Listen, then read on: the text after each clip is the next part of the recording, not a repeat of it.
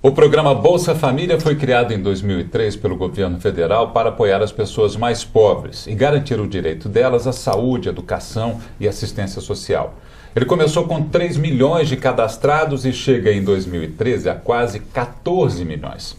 A família que recebe o benefício tem que cumprir algumas exigências, como manter os filhos na escola e acompanhar o estado de saúde de todos, principalmente o das crianças e gestantes.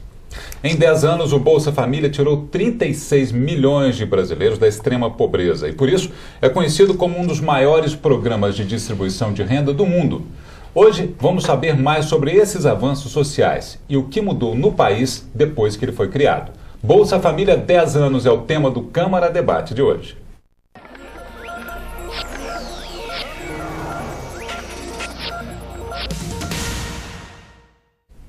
E para conversarmos sobre esse assunto, nós convidamos a gerente de coordenação municipal de programas de transferência de renda da Secretaria Municipal de Políticas Sociais, Nívia Soares da Silva, a assistente social e ex-secretária municipal e nacional de assistência social, Rosilene Cristina Rocha, o presidente do Conselho Municipal de Assistência Social, William de Sá, e o vereador Pedro Patrus. Obrigado a todos pela presença, prazer receber todos vocês.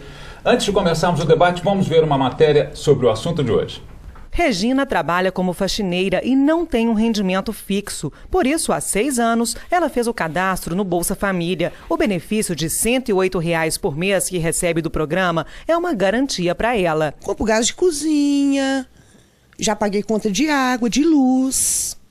Então, assim, é uma coisa assim, segura, né? O Bolsa Família foi criado em 2003 pelo governo federal para apoiar as famílias mais pobres e garantir o direito delas à educação, saúde e assistência social. Em Belo Horizonte, são mais de 70 mil cadastrados e o benefício varia de R$ 32 a R$ 306. Vai depender muito da família, de número de integrantes, da família, né?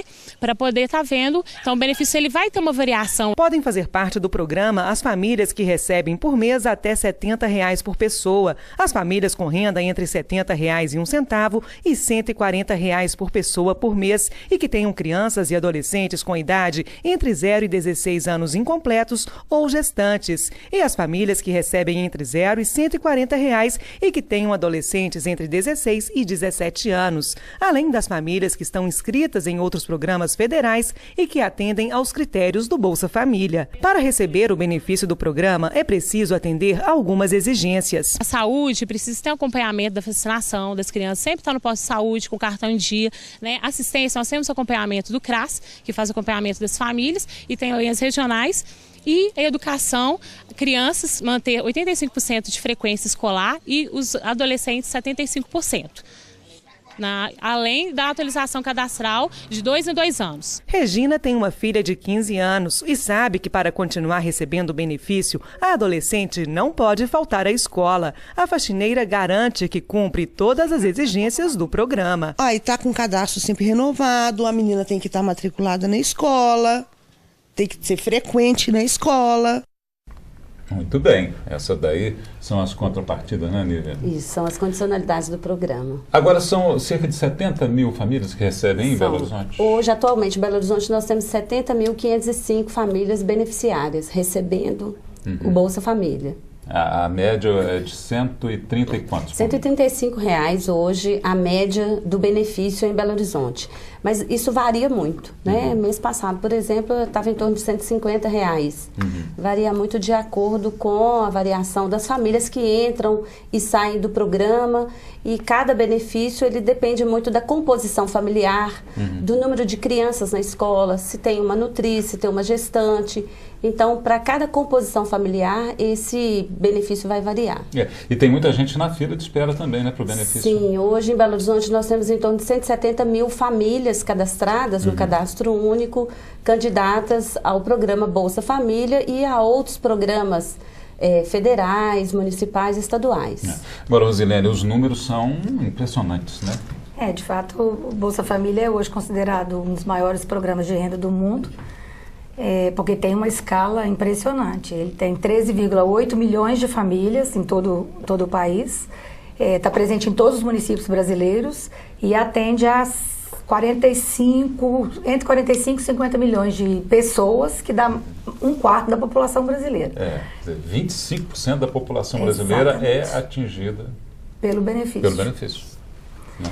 E você está perguntando sobre o pagamento da renda média. Em nível nacional, o benefício é isso que a Nívia disse, é R$ 134, R$ 135 reais. Sendo que para as famílias que têm crianças pequenas, tem um plus, um pagamento um pouco maior, complementar, e a média nacional é de 234. Essa é uma forma... 234? Para famílias que têm crianças pequenas, de 0 a 6 anos. É uma forma de você dar uma atenção maior à primeira infância, para evitando os problemas que o programa já enfrenta com os maiores hoje, de desnutrição, de dificuldade com escola, por motivos muitas vezes de saúde. Agora, William, esse dinheiro ele vai direto do governo da União para as pessoas, né? É um crédito direto. Agora, o Conselho faz o que nesse caso? O Conselho, a gente fiscaliza somente uma vez por ano, né? Passa em plenária para a gente ver como que foi o que gastou, o que pode melhorar. E a gente está sempre... Porque o Conselho ele fiscaliza, a ideia é o Conselho fiscalizar e a gente tem que fiscalizar e votar, né? Para ver se está tudo ok. Faz todo o acompanhamento. É um acompanhamento, isso. A palavra certa é essa, é um acompanhamento, né? A gente acompanha, né? Mas isso, até então, até o ano passado, a gente passava uma vez por ano. Agora foi passado para o Conselho. Então, a partir de agora, né, Nívia? Vai ser... A gente vai acompanhar. O controle social do Bolsa Família, ele acontecia em Belo Horizonte através de uma instância de controle social específica do Bolsa Família. A partir do ano passado, entendeu-se que o Conselho Municipal de Assistência Social, que já é um órgão mais organizado, né, muito bem estabelecido, muito respeitado em termos de controle social, ele passou então a fazer esse controle social do Bolsa Família. Porque a legislação federal, ela diz que o município pode ter uma instância específica ou pode delegar, né, à instância da assistência social, que é o Conselho de Assistência Social. Então, Belo Horizonte tinha um outro conselho gestor, mas a partir do ano passado foi feita uma pactuação com o Conselho de Assistência Social e ele passou a fazer esse controle da gestão. Atualmente, ele faz muito mais um controle da gestão do programa, mas nós já estabelecemos esse ano um acordo com o Conselho, que a partir de 2014 ele vai acompanhar a execução, o trabalho que é feito com as famílias que são acompanhadas pela assistência social, pela educação e pela saúde. Até então era acompanhada pelo Conselho Municipal de Bolsa Família, ligado à Secretaria Municipal de Políticas Sociais. Um assunto que o vereador Pedro acompanha há muitos anos, né, vereador? E os reflexos estão aí, como nós vimos na reportagem, né? Quer dizer, crianças na escola. Como é que são avaliadas? Pois é, exatamente. Nós temos que destacar a importância desse programa para a sociedade, para o cidadão, né, brasileiro, do estado de Minas Gerais e também do nosso município. Né? É uma emancipação dessas famílias. Essas famílias, não só das famílias, mas também o resultado desse programa. Ele gera a economia da região, né? Ele, como foi dito aqui, a questão da escolaridade, da saúde, o acompanhamento.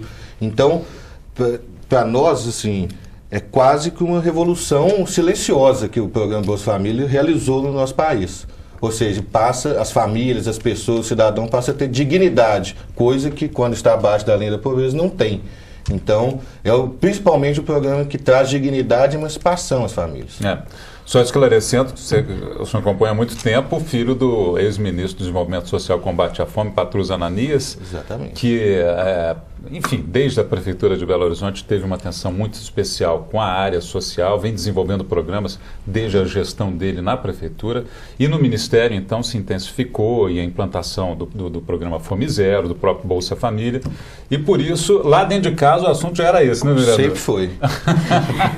Almoçava ele. Não só os programas, mas como a sensibilidade e a contribuição para os mais pobres. Né? Agora, Rosilene, o que mudou de paradigma depois que foi implantado o programa Bolsa Família de uma forma geral? Bom, eu acho que o Pedro chamou atenção por um aspecto muito importante, Porque o programa, na verdade, ele é uma grande arquitetura, né? Ele é uma conformação assim, de intervenção social muito importante. É uma tecnologia relativamente simples, mas é uma arquitetura bastante complicada. Porque você integrar saúde, educação, assistência social, com fazer o pagamento de 13.800.000 famílias por mês, quer dizer, isso exige toda uma engenharia social muito grande. Então, eu acho que o primeiro é isso, é entender que o programa, ele mudou paradigmas não só no Brasil, mas como nos mais de 52 países do mundo que visitaram o Brasil e pediram missões brasileiras lá para discutir o programa. 52 países. Para poder observar o impacto do programa na vida das famílias, o impacto do programa na melhoria da educação, na melhoria da saúde. Então, a mudança substancial é aquilo que era visto como gasto público, agora é visto como investimento público, né? Você faz um investimento social que é bom para a nação. E o segundo, usando um outro aspecto, é exatamente o que o Pedro falou sobre a questão econômica. Cada R$1 pago para as famílias do Bolsa Família gera na economia brasileira 1,78. Porque você circula, faz a circulação do comércio local. Claro, quem está recebendo vai comprar. Exato. Então você produziu consumo, e é um consumo de gêneros de primeira necessidade. Vocês viram aí na reportagem, né? Então as famílias consomem, as pesquisas nacionais mostram que as famílias consomem. Primeiro item, alimentação. O segundo item itens para escola, ou tênis, ou blusa, enfim, agasalho de escola, caderno. São coisas essenciais para a absolutamente sobrevivência essenciais. da pessoa. Então, eu acho que esses dois paradigmas são muito importantes, que fazer programas sociais de grande escala são... os programas sociais são, de fato, um investimento, não é? E, do ponto de vista econômico também, provou-se. É um incentivo para a economia. Exatamente, né? É bom você ter pessoas que consumam, ainda que seja substancialmente, ainda bem, que seja um consumo, né, de itens essenciais. Isso também tem gerado importância econômica grande nos municípios. Pois é, e aí eu vou aproveitar o que você está falando para falar logo de uma vez de uma crítica que se faz ao Bolsa Família sobre a questão de dar o dinheiro. Muita gente acha que é só dar o dinheiro e não tem nenhuma contrapartida. Na verdade, são várias contrapartidas, né? Como manter os filhos na escola, a questão da vacinação e tal. Então, quer dizer, não é só dar o dinheiro. Vamos começar pela Nívia, né? Essas principais condicionantes para quem recebe o Bolsa Família, Nívia. Então, eu acho que o grande avanço do programa no combate à pobreza está justamente nessas condicionalidades. Então, a família ela não simplesmente recebe essa transferência de renda, mas ela precisa cumprir, né, com algumas responsabilidades, principalmente com as crianças de mais baixa idade, com as gestantes e com as crianças em idade escolar. Então, as pesquisas mostram que o nível de escolaridade da população juvenil, principalmente, né, das famílias beneficiárias, vem melhorando ao longo dos anos do programa, né? O índice de analfabetismo, porque as famílias são encaminhadas também para cursos, né, de escolarização de adultos, para EJA. A questão da mortalidade infantil diminuiu muito, porque a condicionalidade da saúde, ela é principalmente na vacinação das crianças de baixa idade, de 0 a 7 anos. E só lembrando que muitas famílias não vacinavam as crianças, não realmente. Vacinavam, exatamente. Então, além de todo um avanço que houve no atendimento da política de saúde, principalmente na área da vacinação, nessa área da prevenção, do pré-natal, né? Principalmente a condicionalidade, ela faz com que a família cumpra, né? Ela faz com que ela respeite a agenda da vacinação, a agenda do pré-natal, da gestante. Essas condicionantes, Rosinante, são checadas de que forma? Os meninos na escola, o cartão de vacinação em dia, como é que isso é checado? Na verdade, a frequência escolar ela é informada, né, pelos municípios ao governo federal. Sim. Via um sistema informatizado do MEC, né, que inclusive já existia, ele foi potencializado e vem sendo cada vez melhorado. As condicionalidades, elas têm um outro lado que ele tem sido muito importante. Né? Na verdade, muito mais do que punir a família, as condicionalidades têm desvelado que as famílias que não cumprem tem outros problemas de falta de oferta pública ou falta de apoio público. Então, a grande maioria das famílias que não... Existe um classificador nacional de motivos para a gente entender os motivos pelos quais as famílias não cumprem condicionalidade de 2 programas, de duas políticas públicas que são universais e que o Brasil tem uma oferta bastante importante, né? A educação é universal, a gente tem 99% de cobertura, né? E a saúde no campo da vacinação, a gente também tem uma cobertura universal. Bom, então se mães em geral amam os filhos e você tem 2 políticas universais que as famílias não estão conseguindo acessar, então o que dizem os dados nacionais? Tem algum problema aí. Tem um problema aí. Os dados nacionais dizem, primeiro, muitas das famílias que têm problema com a educação, a gente tem também problema de oferta. Então você às vezes não tem a escola próximo do local onde as crianças moram. Então, por exemplo, no norte do Brasil, esse é um problema grave. As crianças estão a 12 horas de barco da escola mais próxima. Então, a gente tem um problema também de oferta dos serviços públicos.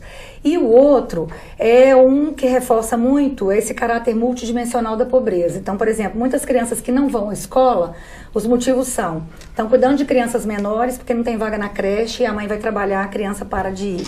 Trabalho infantil, né, a Nívia se referiu aqui, trabalho infantil, né, o Brasil diminuiu muito, foi até reconhecido agora pela ONU, mas a gente ainda tem 3,5 milhões de crianças no Brasil em trabalho infantil.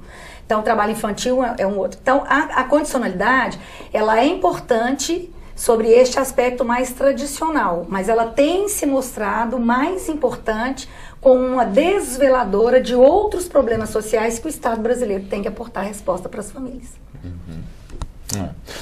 Vereador Pedro, na questão das condicionalidades, quer dizer, manter isso tudo em dia dá um ganho de vida para a população de uma forma muito grande, né?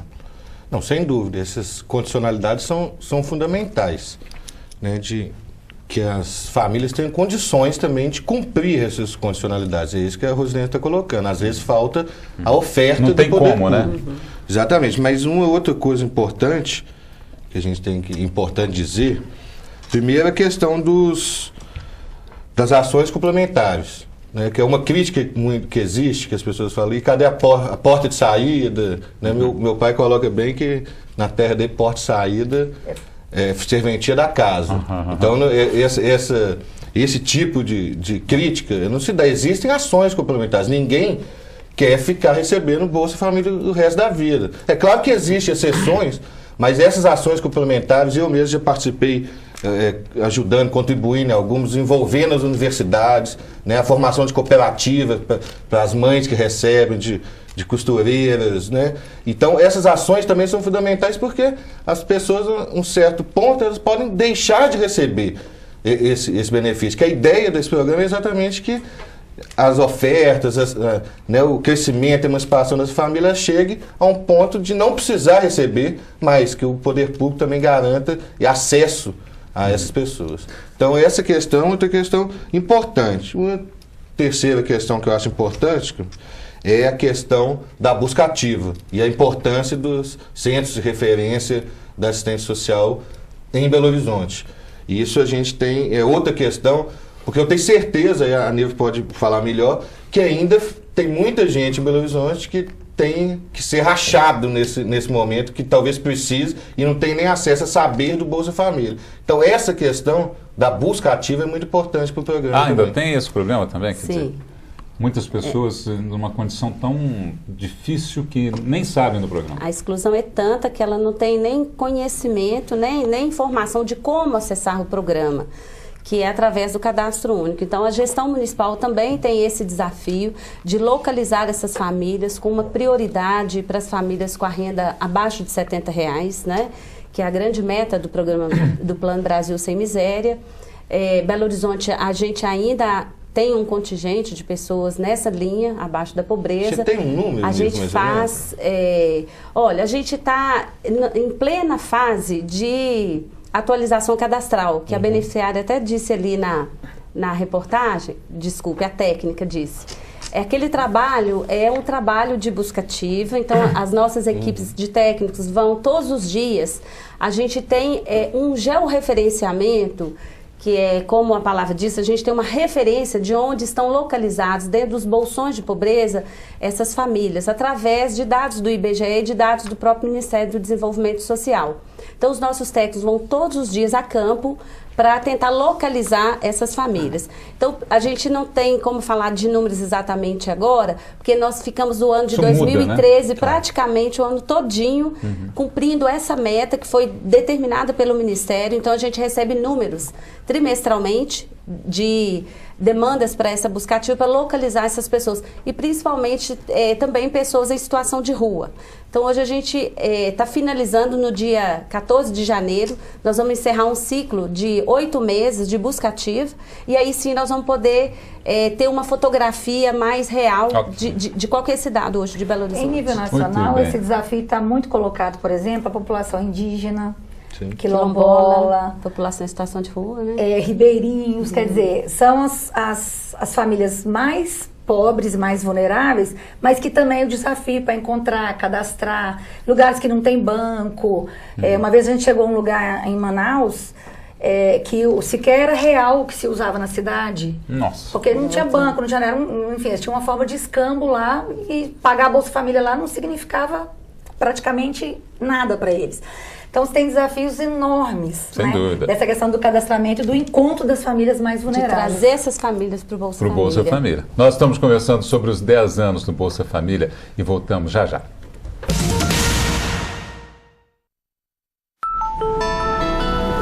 Se traz mobilidade para você, a Câmara aprova. Se traz benefícios para a população, a Câmara aprova. Se traz transparência para o município, a Câmara aprova.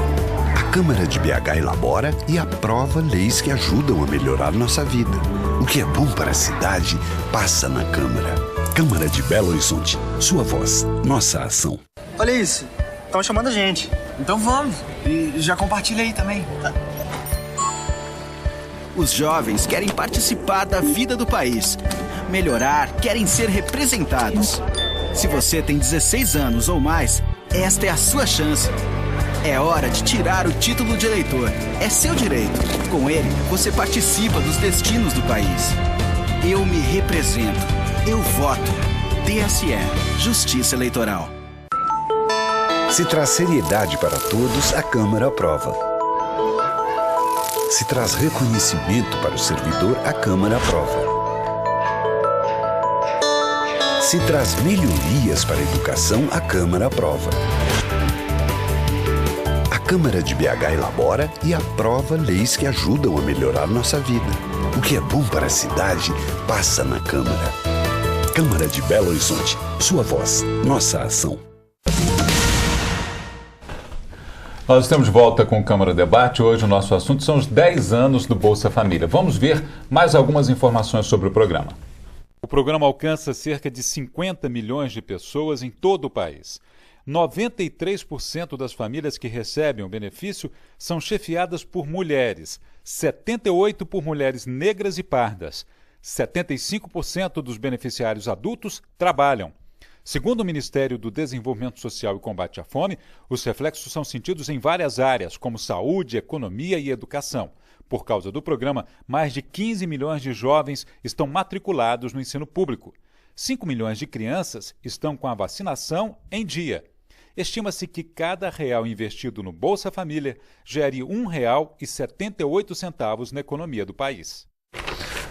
Pois é, essa questão aí de geração, de movimentar a máquina da economia, a gente vai falar daqui a pouco, mas a gente fica imaginando o seguinte, um programa dessa magnitude no país, um país grande, com essas dimensões, com essa diversidade, o que esse programa, Rosilene, revelou desse nosso Brasil, hein?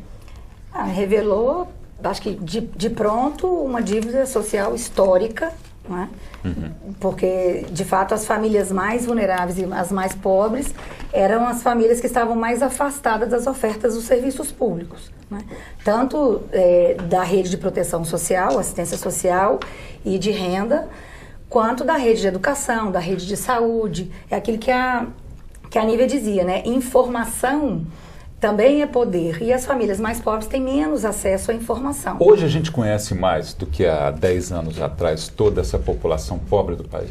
Muito mais, inclusive porque o próprio Bolsa Família, ele engendra um número altíssimo de pesquisas que as próprias universidades fazem. Você tem hoje publicações, inúmeras publicações, sobre os impactos, sobre as condicionalidades. E não é só o Brasil. O Banco Mundial tem vários estudos sobre o programa Bolsa Família. A OIT tem sobre os impactos na questão do trabalho infantil. Enfim, os organismos internacionais, praticamente todos, PNUD, todos têm estudos sobre o Bolsa Família. Também porque é uma tecnologia que os organismos estão levando para outros países. Está servindo como referência mesmo? Certamente. Por exemplo, Nova York, quando eu ainda estava secretária nacional, foi uma das cidades do mundo que veio visitar o Brasil e fez Bolsa Família lá. A Suíça acabou de fazer um programa, né, R$6.000 mês, porque essa questão da renda, para nós, ainda é muito voltada para os pobres, mas tem uma discussão de renda mínima para os mínimos sociais, inclusive em países desenvolvidos. Quer dizer, aqui a gente está atendendo a questão da miséria, lá já está num outro patamar. Exatamente, lá está num patamar, inclusive, porque a vulnerabilidade social ela não é só por renda. Você pode ter um idoso de classe média, mas abandonado, que não sai de casa. Você pode ter uma pessoa com deficiência que tenha renda, mas que não consegue se locomover. Então, vulnerabilidade social, ela é composta de uma série de fatores, né? A pobreza, ela é multifacetada. A vulnerabilidade, ela é multifacetada. Então, a pobreza por renda é um dos aspectos. Então, nós estamos, vamos dizer assim, atacando este problema e, ao mesmo tempo, produzindo capital humano via melhor e mais frequência das crianças na educação, melhoria de saúde, para que no futuro a gente não precise tanto deste, né, mas que possa fazer outros patamares de atendimento. O vereador Pedro falou no bloco anterior a questão da porta de saída, né, vereador? Quer dizer, é um programa social, é uma porta de entrada, digamos, para a dignidade das pessoas. A porta, mas muita gente já está encontrando a porta de saída, ou seja, não precisa mais usar esse benefício, né, Nívia? Sim, nesses 10 anos a gente pode fazer essa avaliação de famílias que hoje já estão qualificadas profissionalmente, já estão no mercado de trabalho, e um grande número de famílias que viraram microempreendedoras através da qualificação profissional. A gente tem hoje uma ação estratégica importantíssima que chama-se Pronatec Brasil Sem Miséria, que é uma série de cursos de qualificação profissional que são ofertados pelo Sistema S, através de recursos do MEC e do Ministério do Desenvolvimento Social. E estão ligados ao programa Bolsa Família? Eles têm o público, como público prioritário, o público beneficiário do Bolsa Família ou cadastrado no Cadastro Único, mas ele é aberto também a jovens do ensino médio, a toda a população. Só que os beneficiários do Bolsa Família, os cadastrados no Cadastro Único, ele tem total gratuidade nesses cursos, sendo que outros públicos nem tanto. Inclusive de vale transporte, de alimentação, de material didático, de acesso ao microcrédito. A gente tem uma linha de microcrédito hoje com a Caixa Econômica Federal, que é o repassador, né, do benefício do Bolsa Família, que dá uma margem de juros baixíssima para os beneficiários do Bolsa Família, no sentido deles se tornarem mais independentes do ponto de vista do mercado informal, da economia solidária. Então, a gente tem hoje essas estratégias que são voltadas para essa porta de saída, né? Não é uma obrigatoriedade, ela é uma estratégia onde espera-se que essa população, ao acessar a qualificação profissional, o mercado de trabalho ou o mercado mesmo, o mundo do trabalho, o mercado informal, ele consiga, né, a sua autonomia financeira. E a gente vem tendo muitos casos, Belo Horizonte mesmo tem tido muitos casos de famílias que vão até as gerências regionais para entregar o cartão e dizer muito obrigada, não estou precisando mais, eu quero que vocês passem para uma outra família, porque hoje eu estou trabalhando de carteira assinada, meu filho está trabalhando. Então isso é muito gratificante para a gente que está na gestão do programa, de depois desses 10 anos, né, de trabalho, ver esse resultado, né, acontecendo. E a gente em Belo Horizonte tem tido uma incidência bem grande de casos de pessoas saindo voluntariamente do programa porque alcançaram, né, saíram da pobreza ou da extrema pobreza. A gente apresentou uma informação ali que 75% das pessoas trabalham, né, dos beneficiários do Bolsa Família. E essa porta de saída, que é uma porta de saúde também, porque melhora tudo, né, vereador? e a educação também. Mas essa porta de saída, ela é uma prova de que a pessoa mudou de patamar, né, vereador?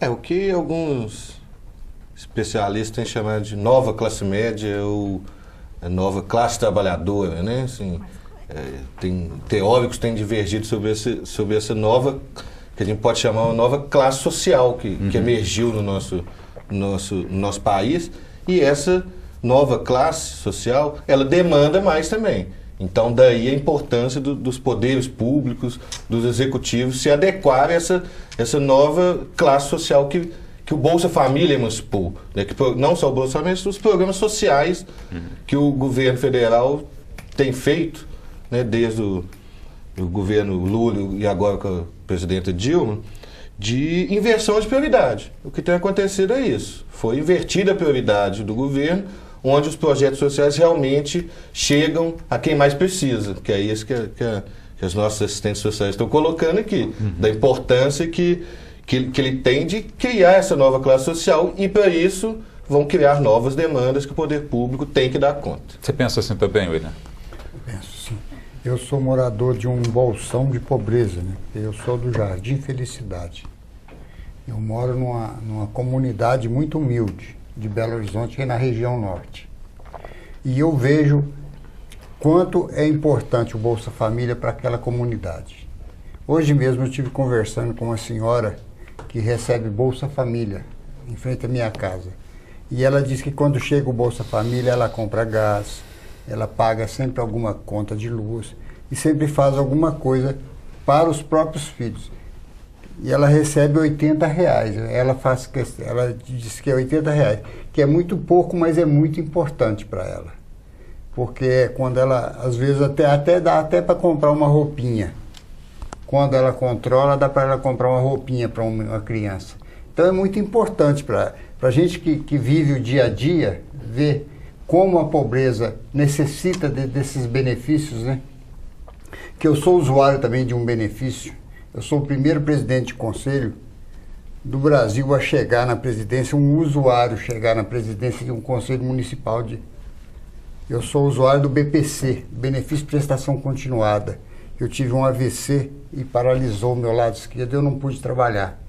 E aí comecei a receber e me envolvi. Eu até então não sabia o que era assistência social.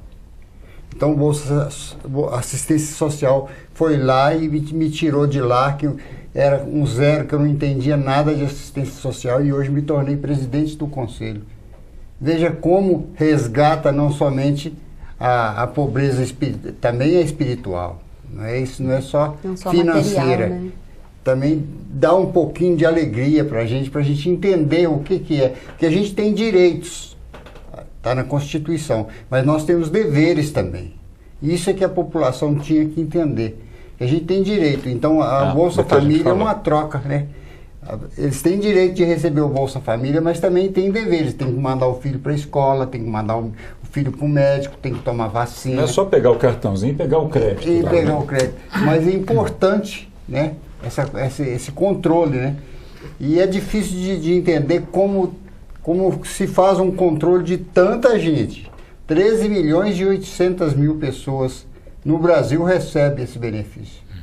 Como fazer o controle de tudo isso? É como você disse, uma engenharia muito grande, né? Você que vive, William, e convive, como presidente do conselho, você convive com muita gente e você vivencia isso no seu dia a dia. Você já falou, mas eu gostaria que você falasse mais sobre o impacto do Bolsa Família na vida dessas pessoas. É muito importante, porque a gente vê lá quando chega o Bolsa Família, a minha esposa tem uma lojinha que faz algumas roupas lá. Então eles vão lá, compra fiado. Lá não existe, na comunidade, não existe esse negócio de cartão. É a palavra. É a base da confiança, né? É a confiança. A pessoa vai lá, ó, dona Graça, a senhora me vende a roupinha para neném, dia que sair minha Bolsa Família, eu venho cá acertar. E vai lá direitinho e acerta. Então isso é um impacto muito grande, gente. Porque a pessoa não tinha crédito para nada. Hoje ela já tem aonde buscar, né? Ela sabe que tem, todo mês ela tem um dinheirinho, ela vai na Caixa Econômica ou numa loteria com o cartãozinho e retira o dinheiro, né? Isso é muito importante. Faz uma transformação total na vida da pessoa. Tranquilo. O que não impede da pessoa trabalhar, né? Tem muita gente que acha que o beneficiário não trabalha, né, Nívia? Pelo contrário. É muito importante quando o seu William conta aí dessa trajetória de inclusão social, porque o seu William passou por uma inclusão, um processo de inclusão social, ao passar a ser beneficiário do benefício de prestação continuada, que é um outro benefício da assistência social. Mas no acompanhamento familiar, que a assistência social, que a saúde, que a educação fazem às famílias que são beneficiárias, sobretudo aquelas que estão em algum descumprimento de condicionalidades, o importante é esse processo de inclusão social que é feito com a família. A família ela não fica desamparada, né? É aquilo que a Rosilene disse, aquelas que têm uma maior vulnerabilidade social é a que requer mais atenção do poder público. Então, a partir do momento que a família descumpre alguma condicionalidade, imediatamente entra o serviço público, entra o Centro de Referência da Assistência Social para trazer essas famílias para o acompanhamento familiar. Então, ela é integrada em ações coletivas daquele território onde o CRAS atua. Em Belo Horizonte, nós temos o programa Família Escola, que faz esse trabalho de acompanhamento das famílias cujas crianças estão com baixa frequência, com baixo desempenho escolar. Então, por trás, né, dessas condicionalidades, vem a ação do poder público, das diversas políticas públicas para fazer a inclusão social, para fazer o atendimento social a essas famílias que estão numa situação de vulnerabilidade social, correndo risco de perder o benefício. Então, para que ele não perca o benefício, para que ele leve a criança para o centro de saúde, para que ele leve a criança para a escola, para que ele cumpra com as condicionalidades, aí é que vem a atuação do poder público no acompanhamento a essas famílias, no atendimento a essas famílias. E se você pensar em termos de país, fica muito mais barato até para o país ele cuidar da prevenção, que é o cartão de vacinação em dia, da educação, do que lá na frente ele pegar a pessoa já doente para tratar no hospital, né, Rosângela? Exatamente. Eu acho que tem todos os aspectos dos direitos sociais, os direitos humanos, os direitos constitucionais, né, que são previstos, mas tem também esse aspecto. Né? Prevenção é sempre muito mais barato do que a remediação depois. Né? Eu acho que é o investimento, né, que você acabou de dizer. E aí, lembrando desse depoimento do seu William, que a gente até emociona assim, um pouco, né, Nívia? Eu queria chamar a atenção para esse outro aspecto que a gente lida com, né, no programa com tanta pobreza, com tanta vulnerabilidade, que às vezes a gente se esquece de assinalar esses aspectos, a gente chama dos aspectos mais intangíveis do programa. Né? Quer dizer, o aumento da autoestima dos beneficiários, dignidade, né? Da dignidade, da emancipação das mulheres, uma vez que o programa, né, o crédito é feito em nome das mulheres. Então, existem inclusive pesquisas de universidades brasileiras, agora no seminário de 10 anos em Brasília, uma professora apresentou o resultado de uma pesquisa sobre o impacto do programa na emancipação das mulheres em várias cidades, mas sobretudo em cidades que têm maior cobertura. Como que tem menos violência contra a mulher, porque a mulher se posiciona de uma outra maneira. Nós mostramos ali na nossa informação na tela que a maior parte que recebe esse benefício são de mulheres, né? As famílias são chefiadas por mulheres. Exatamente. Quer dizer, o benefício é pago prioritariamente para a mulher, mesmo se a família for, vamos dizer, chefiada por homem. Mas a realidade da pobreza no Brasil diz que o número grande de famílias são monoparentais femininas, então são chefiadas por mulheres. Ok, nós estamos aí no momento final do programa. 30 segundos para cada um fazer uma avaliação final do programa Bolsa Família, desses 10 anos de Bolsa Família no Brasil. Nívia?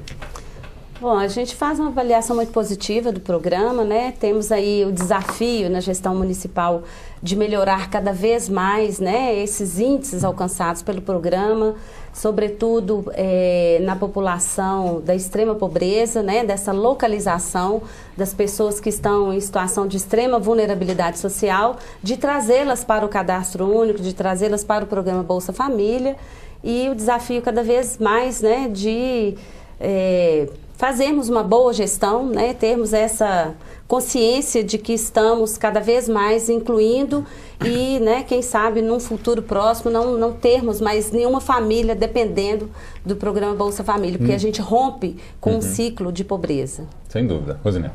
Bom, eu queria dizer, para terminar, que os dados nacionais são muito interessantes, inclusive sobre esse último aspecto que a gente discutiu. Né? 3 milhões de famílias brasileiras já devolveram voluntariamente o cartão em todo o território nacional. Ou seja, são famílias que se emanciparam e não dependem mais do benefício. Em termos de trabalho, 4,5% das famílias beneficiárias procuram mais emprego em relação às não beneficiárias. Esses dados são dados do IBGE, do acompanhamento do mercado de trabalho no Brasil. Importantíssimo isso até para quebrar um certo preconceito em relação... Exatamente. Elas procuram mais trabalho, porque melhora a estima, melhora, né, enfim, melhora o conjunto ali.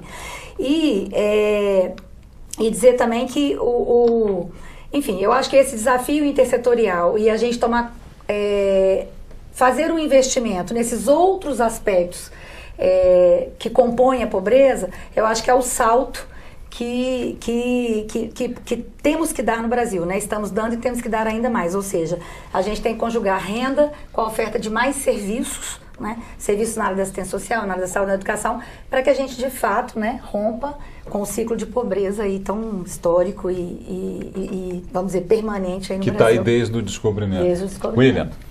Eu, como vou voltar a falar da minha comunidade, porque eu falo o meu dia a dia, eu transformo coisas que eu não entendo, eu transformo para o meu dia a dia.